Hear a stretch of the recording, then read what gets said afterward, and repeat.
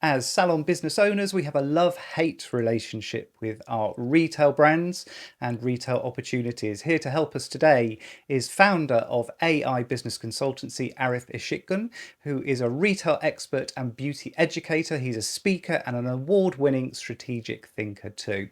His innovative approach has transformed results for brands, spas and salons around the world, helping them achieve record sales and maximize their team's potential. Let's get him on the show, shall we? All on Build Your Salon. Arif, welcome to the Build Your Salon podcast. Hi, Phil, and thank you so much. What a lovely introduction was that? I mean, when I heard it, I was like, oh, I think my head's just grown two sizes. You did a beautiful job of writing it, darling.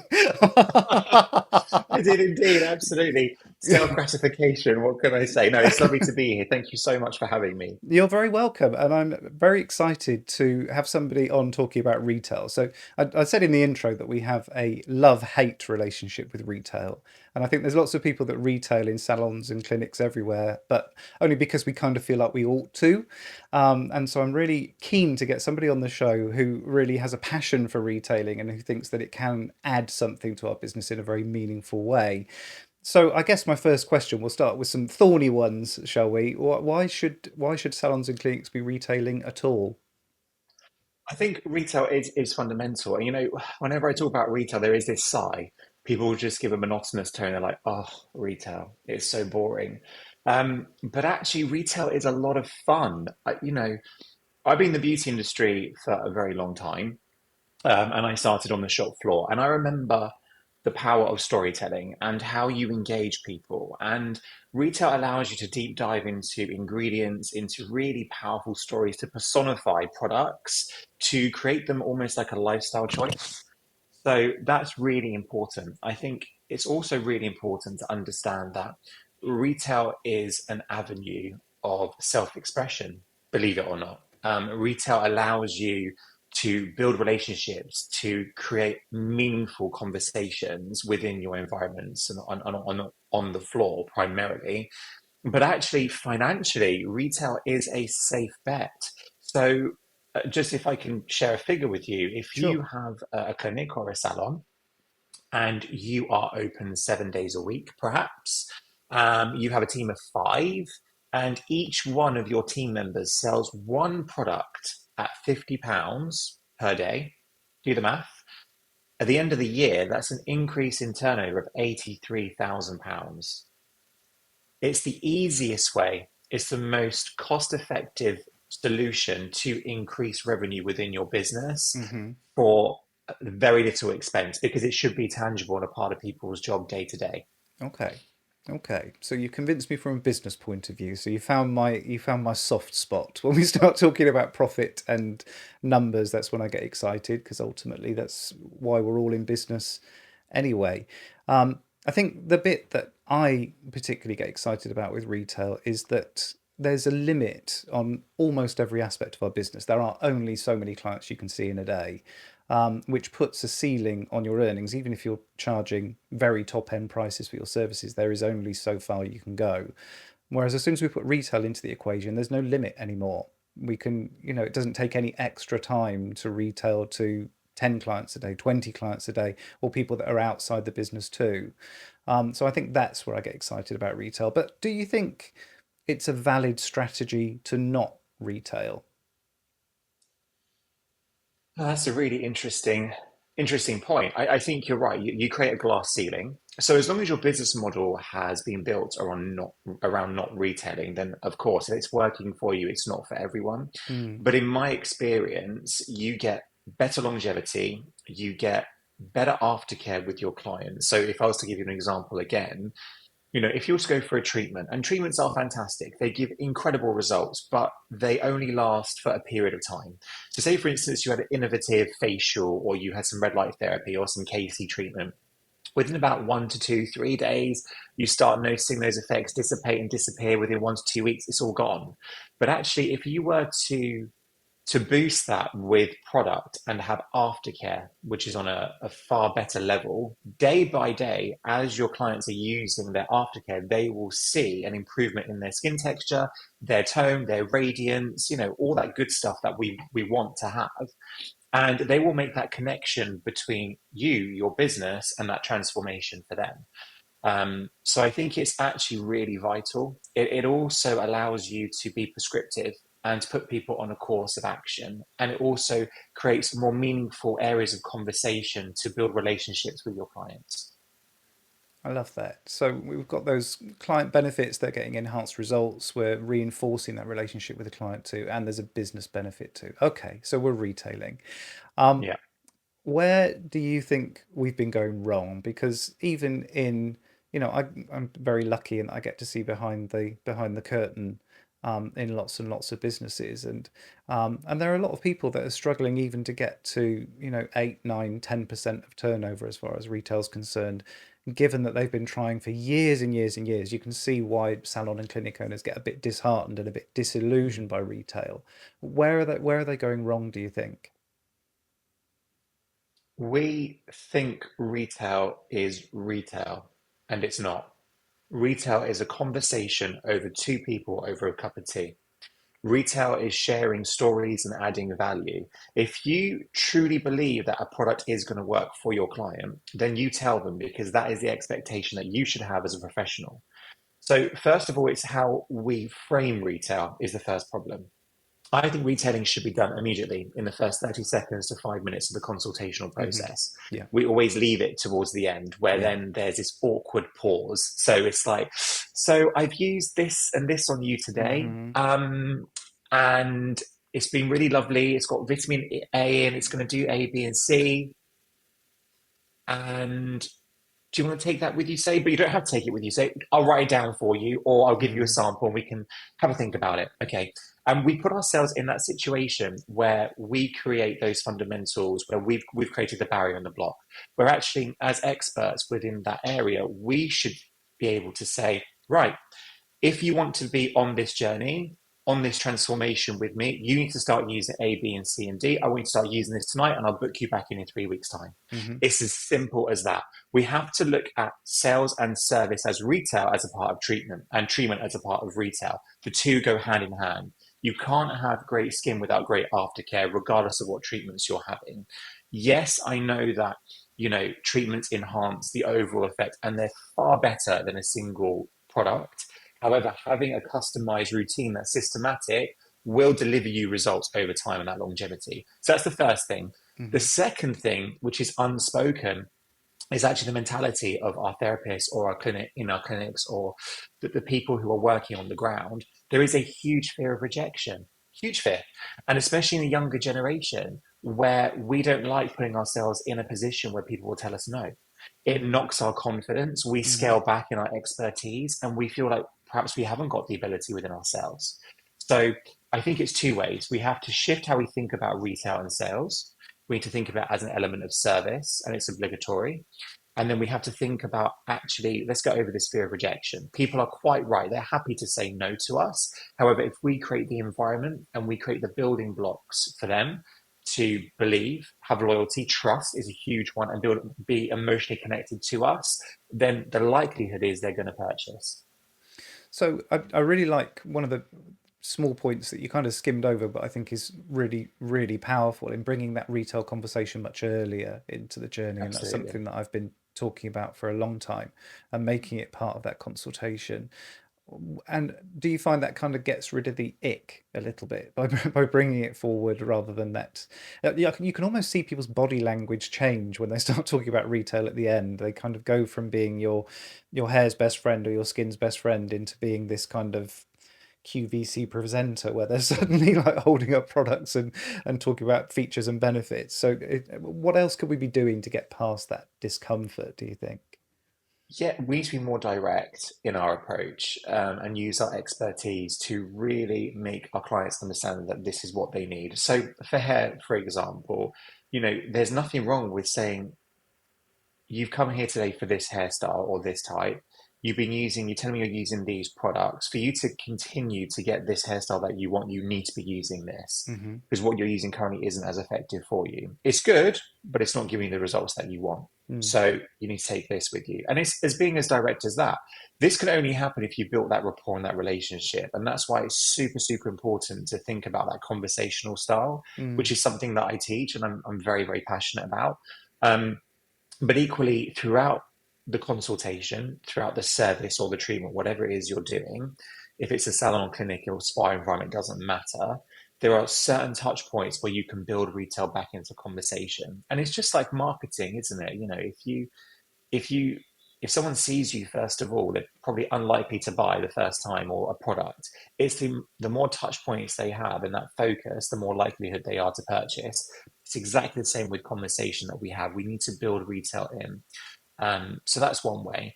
And equally, building in that conversational style, sharing what you love, your vulnerability, your passions is always an incredible example Mm-hmm. because it really helps to elevate you as an not just professional, but an individual, almost as a friend or a therapist. Because a lot of people come to us at those times of need. It's quite cathartic when they just unload their day or their week or what they've been going through. So building those relationships is very important, but making sure that we are going back into retail and creating those touch points is equally as important. So how do you begin?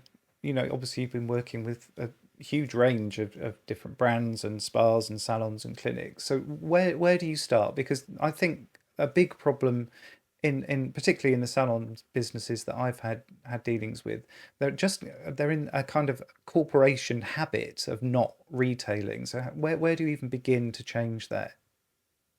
I think the first step is being comfortable with talking about product. And whether or not you sell or you don't sell, whether you feel you're doing it right or not right, you must introduce a product or a few products to every single client until it becomes repetitive and habitual, until you Mm, feel very confident in doing it. Like I train and I create these tools for people, but if they don't utilize their vocabulary or they don't utilize language and talk about it, it's not going to happen. mm, So, first of all, we have to become very comfortable with talking about product, and that has to become a habit. It needs mm. to be consistent, no exceptions. Even if someone is using everything, they don't need anything. We can still advise them on other products that may help or could be implemented in their routine a little bit later on. And just to build on that a little bit, we've done a previous episode, I think, on promises that we make our customers, and it was a promise in my salon that we would tell you about every product we're using on your hair today, or you take them all home for nothing. And it was a really overnight, it was just a tool to get people having those conversations. And yeah, we needed to look at how they were talking about those products eventually, and we needed to make sure it wasn't just rattling off a list of products really quickly to put a tick in a box, but just to get into the habit of talking about stuff. That customer promise was at the bottom of every mirror, every styling section, so that the customer knew that conversation was going to happen. The stylist knew that conversation had to happen as well. And it did break our habit very, very quickly. So you've mentioned customer journey. Where does well, first of all, what does customer journey mean to you? And then I guess the second question would be, where does retail fit into that journey? Yeah, so customer journey is quite a big thing to unpick, isn't it? Customer journey can be really anything, but primarily within this context, the customer journey is how the customer feels, how they're interacted with from the second they walk in to the second they walk out, and equally the aftercare, whether that's phoning up, making sure they're okay, booking back in, how we deal with those clients, their expectation.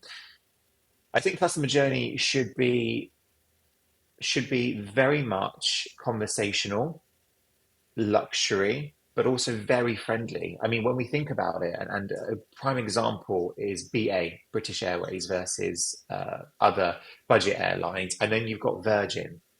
And I was speaking at a conference, and one of the keynote speakers before me was actually talking about well, how she actually used to work for Virgin in terms of customer experience. And then she went on to work for the London 2012 Olympics and was in charge of the team of people who were volunteers. There was like 24,000 of them, mental.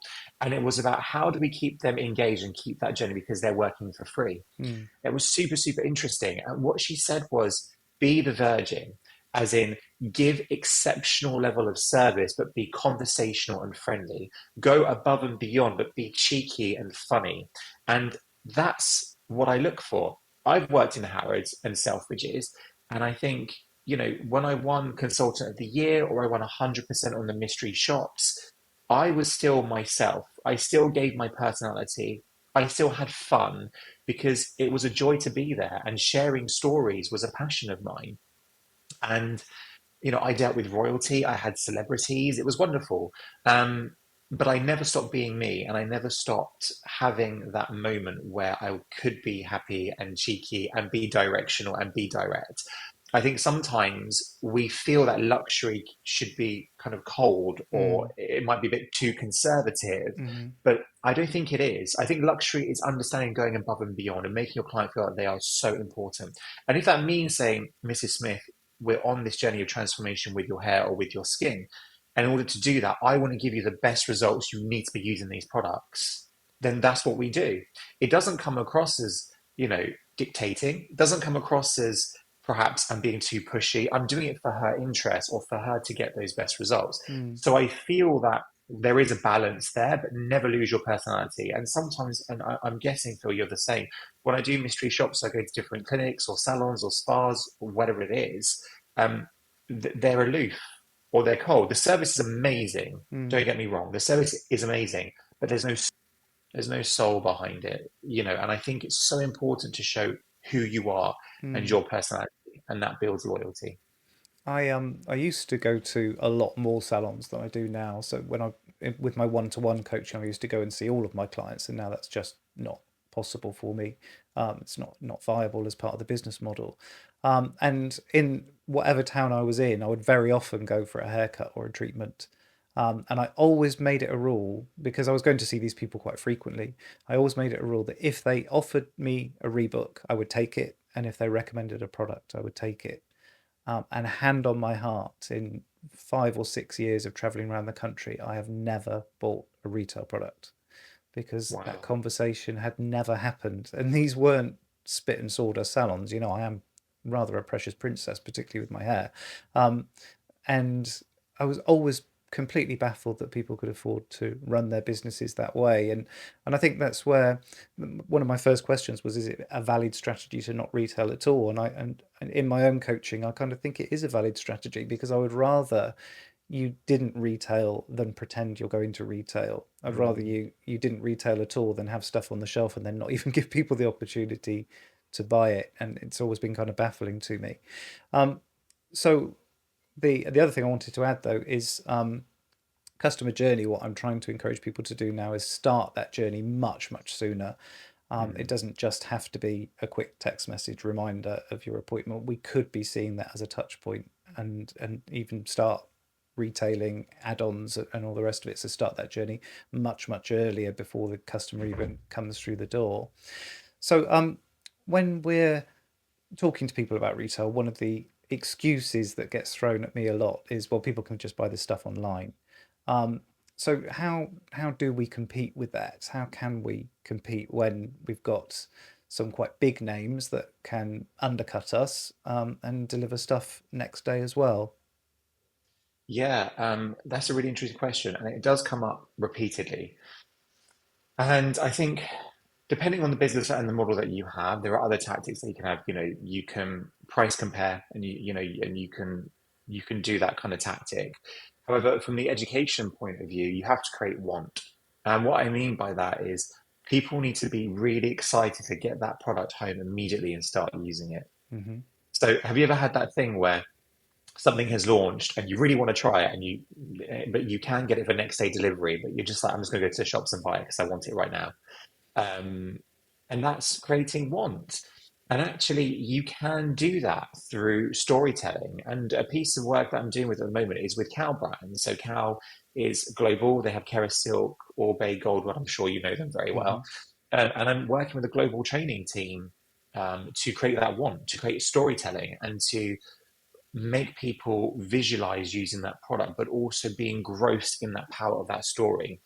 Stories are so powerful. We've as the human race, we have spoken about them, we've shared them for time memorial, and they were how we actually built communication, how we started building language was through sharing stories, or even for the Neanderthal days, building language. It's so intrinsic to who we are. Great advertising campaigns are stories. Things that you connect with are stories. You probably connect more with a brand story than a product. When you always say sell the brand, the product will sell itself. Hmm. And actually, those connecting markers we need to build into our training. We need to really make people understand the value of that retail piece, but also they can appreciate the story behind it and be intrinsically captivated, Mm. romanticized, and feel amazed. And brands do that, they do that a lot. However, definitely they've taken their foot off the pedal. I think brands can definitely invest more in educating people on the floor, that retail piece. But equally, if you have your own business, to keep your team riled up, to keep them fiery, engaged, passionate, is all through the education, the storytelling piece. I And love that's how we that. create that want. Yeah. I love that, and I love the idea that you're bringing some storytelling into some of those big brands. Um, And I do know quite a bit about Cow actually because we're a Goldwell Salon and we've been dealing with Goldwell for quite some time. Um, and interestingly, I see it with some of their brands and not others. So I always thought they do a really good job with storytelling in something like Molton Brown. But when you look at Goldwell and KMS and it all kind of disappears and turns into this technical jargon and it's all very ingredients based and a little bit of benefit in there and all that storytelling kind of disappears. And we do need that from our manufacturers. We need something that we can buy into and get behind. And while you were talking about we buy the brand first, straight away my mind went to not a cow brand, it's an Estee Lauder brand, but Joe Malone. We Mm. just, all of a sudden there's colognes out. I knew I was going to buy one of those before I'd even smelt them because I just love the brand, even though Joe's not even part of it anymore. I think it's really interesting how we kind of buy into these stories in a really meaningful way. So, as far as competing is concerned, though, I've heard stories of people checking prices while they're sat in the chair waiting for colours to process and seeing whether they can get stuff online. So that creating the want, um, is that purely about the energy that you're putting behind retail? Is it purely about creating that excitement, do you think, or is there something else we could be doing? Yeah, I think it is. I think it very much is. It's down to the user and the person who is in charge of that client at that time to create that. It's very difficult without going to the technicalities of what else we can be doing. But we could be offering them money off treatments. You could do price comparison and perhaps offer them money off treatments next time when they rebook. You'll reimburse the difference for them to make sure they're taking product. And the thing is, yes, at first it's a small loss, but it's a long time gain Mm, because every time they come in for a haircut, every time they come for a facial treatment, every time they come for aesthetics, doesn't matter what it is, they will then repurchase. mm, So we have to look at the bigger picture. We need to convert those clients from just coming in and seeing it as, oh, I'm just going to get my treatment today, to coming and saying, oh no, this is my full experience. I need my new products. I need this. Is there anything else you can recommend for me? mm-hmm, That's what we want to happen. And that comes with building that one on one relationship because actually the value that is added by having a professional there overseeing your hair, your face, your body, it doesn't matter, giving you advice, giving you those recommendations, and being on this journey with you is massively, massively more important to our clients than saving £2 or £3. And I think, or it could be 10 or £15, doesn't matter what mm, it is. That value is so important. And we need to think of that value add that we're giving. So again, it's that mindset change. So retail is a tactic to add value to your client journey, to your client experience, but equally to create longevity in your business and create loyalty moving forward. mm.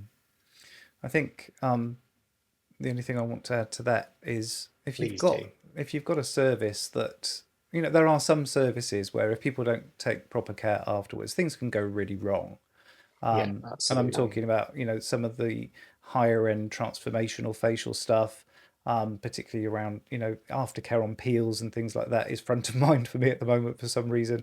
But also in the hair space, when we're talking about color correction, you go home, use the wrong shampoos, things are going to unravel really quickly. So what I quite often teach is just price it in. If you know that's Mhm. essential for a great longer term result, just price it in and don't give them the choice because you know they're going to need those products, and I think you're Absolutely. kind of doing a disservice if they don't take them. No, I agree with you.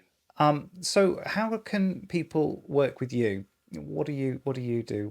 What does that look like? Yeah, that's a cool question. When I started this off, I was just doing trainings. I launched my own consultancy about 6 years ago after working kind of globally with corporates, and I decided that the corporate way wasn't where I wanted to go. Wanted to be a champion of storytelling, because I love it. I remember I was 21 years old. I was in a Gerland, no, 20. I was in a Gerland training, and Richard Hawkins, the founder, well, no, sorry, the director of education for Guerlain in the UK, was telling me the story of Shalimar. 1925, first Oriental fragrance ever. Most Orientals to this day lay homage to that fragrance. And he took me on the journey to India and the story of the Raj and Mahatmahan, his third wife, and that he wanted a son to secure the throne for him. He had lots of daughters and two wives, but his favorite wife, his third wife, bore him a son finally, but she died in childbirth. And he was stricken with grief, absolutely bewildered. So he erected the Taj Mahal in the Shalimar Gardens, where they used to walk under the moonlight with the jasmine and the rose bushes. And to this day, Shalimar is an ode to love, and those ingredients in the Shalimar Gardens are in the perfume. And you don't, that's just a snippet of the Mm, story. You haven't even smelt the fragrance, so you might know Shalimar. I love Shalimar. That nod to love, that human connection of undying love that we have, um, and it just connects you. Stories are vital. So I wanted to do that in a way to really encompass that energy and those levels with new brands. So I work with brands all around the world in terms of branded. I come on board as fractional head of global education. I have clients all across the world, which is amazing. I get to write all their training material, all their global strategy. And I was asked about 2 years ago by Aman Hotel Group to launch their fine fragrance collection into their locations all around the world, and it was going into spa. And I have worked with spa before, but not primarily. And I devised a strategy. It was very successful. And I started to notice that we're not selling in spa, salon, or clinic retail. So I've used the 16 years of my experience, and now I'm working one on one with certain spa salons and clinics across the country. And I've launched the Retail Excellence and Sales Empowerment course, which has taken me about a year and a half to write. It's a 6 month program with 3 modules. And I put it through very vigorous beta testing because I wanted to ensure that what I was delivering was of excellence and it really transformed people's retail. Because I've heard horror stories before of retail trainers coming in, doing sessions, and yeah, we have a spike for a week or two, but nothing has lasting change. mm, I've even put myself on a mental health course and a teaching qualification to ensure that I'm really changing mindsets and having those nuances to really change and focus. I launched the beta testing across 5 different spas and salons, award winning in the UK. And after 6 months, the increase was a minimum of 120% retail. amazing. It's the Thank you. It's the first retail course to be Javier endorsed. So I'm sure you know Javier. Hmm. When that endorsement is a lot of work, I'm not going to lie, but when they signed it on this, when I got that badge and that certificate, I was so happy. It's 30 hours towards CPD credits as well, which is incredible. So if anyone's doing any other qualifications, because there's a lot of kind of home learning, independent learning as I call it in the course. So yeah, I'm running this out across the UK, and it's had incredible results. I can only take a handful of businesses on at a time. Just had an amazing write up by Spa Business European magazine, which is amazing. So maybe in professional beauty as well, watch this space. So yeah, if people want that help, it is available. And the whole idea is that it is lasting change. We look at 3 modules. The first one is storytelling, the power of conversation. How do we build the power of conversation? How do we tell meaningful stories? The second is how do we connect that to our customer and that customer journey, that engagement, and use retail tactics such as reconfirmation and things like that. And the third is kind of underpinning that with the classical retail sales. So it's done over 6 months. It's looked at modularly. There is a lot of focus on growth and development. It's a lot of focus on ensuring that we're hitting target, or we're seeing an increasing conversion rate. There's a lot of accountability to it. It's not easy, but after 6 months, you get the accreditation with a full certification as well, and an increase in your business revenue, which is fantastic. It sounds amazing, and I haven't been through the program, but I already know that it's just going to be superb, and I do wish you the very best of luck with it. Who would you say it's Thank you. perfect for? Um, if you have a team of over 3 people, I would say it's perfect for that. If you're finding that you're struggling with retail, if you're finding that you've got high ticket um, pricing for particular treatments, then I think it's absolutely perfect for you. I've worked it with a team of 3. I've also worked it with a team of 26. So it really is few and far between. In January, I will be launching a cohort for independents because it's been asked for. So it's for spas, salons, and clinics. If you're in hair care, if you're in professional facials or massage, anything where you can retail a product, regardless of what it is, then it's for you. Fantastic. And this episode is actually scheduled to go out at the beginning of January, so perfect timing to take retail seriously and jump in there with what's going to be an incredible program, I just know. So before you leave us, I always have 3 questions that I ask people at the end of every guest episode, and I never warn people, though I do think some people have listened now and they know what the questions are. I might have to change them up in the future. What's the best piece of advice that you've ever personally been given? Wow. Wow, wow, wow. That's huge. What's the best piece of advice? Okay, reframe every aspect of your life. If you think it's negative, always look for the positive. I've worked a lot on my mental health the last couple of years. Terrible imposter syndrome, even winning awards and traveling around the world, still don't feel I'm nearly enough. And I think that vulnerability is important to share.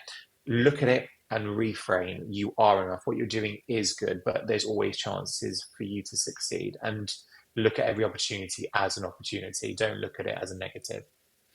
And if you were mentoring someone right at the beginning of their journey and they were inspired by your journey and wanted to follow in your footsteps, where would you tell them to start? Really take a hard look at what you love. What is your passion? I would say, you've heard I hope I get this expression right, jack of all trades, but Hmm. master of none. Hmm. I would say focus your talents. When I first started out, my industry turned their back on me. They said you couldn't do this with an education. There are other consultancies that offer education as a side project, and I was like, no, no, I want this to be full. I want brands to understand the concept that education is can revitalize the entire industry. We just have to look at it from a different lens. And it took me a lot of time to figure that out. A lot of people said, do this as well, do this on the side. I was like, no, no, no, I need to be. And when you find your passion and your laser focus, then you can diversify. But I think become a master of your craft. And finally, what is the best thing about working with salons and clinics? The people. We are in a business of emotional transformation. We think people come in to look better, but it's not. They come in to feel better, regardless of a haircut, regardless of skin facial, doesn't matter what it is. And being with people on that journey, sharing those experiences and learning. I learn every day Hmm. from my peers, from people I come in contact with, and just being in the beauty industry. I think it's a great industry to be in. I love it. Superb. And if people want to keep in touch with you, what's the best way for them to do so? I'm building my Instagram. I'm not technological at all. AI Beauty is my initials. It doesn't stand for AI. Everyone thinks I'm like some kind of guru when it comes to computers. I can barely write an email. I could do a little bit more than that. But yeah, contact me. Jump on the AI Beauty Consultancy Instagram. You've got the link tree there. Sign up to newsletter or email me. I love to hear from people. hello@aibeauty.co.uk or arif@aibeauty.co.uk. Arif, thank you so much for your time today. It's been an absolute pleasure talking to you, and I'm sure we're going to have you back on the podcast again very soon, if that's okay. Absolutely, Phil. It's been a pleasure. Also, lovely speaking with you, and I love your passion. Honestly, it's phenomenal. Thank you so Wonderful. much. Thank you. So there we have it.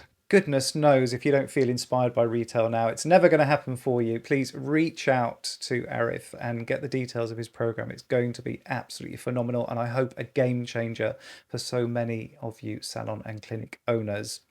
Would you like to be a guest on a future episode of the Build Your Salon podcast? If so, my email address is at the bottom of the screen, phil@buildyoursalon.com. You know I love hearing from my salon owner friends. Anyway, just 7 short days until I'm coming in your eyes and ears again with another dose of my wise owl wisdom. And until then, take care.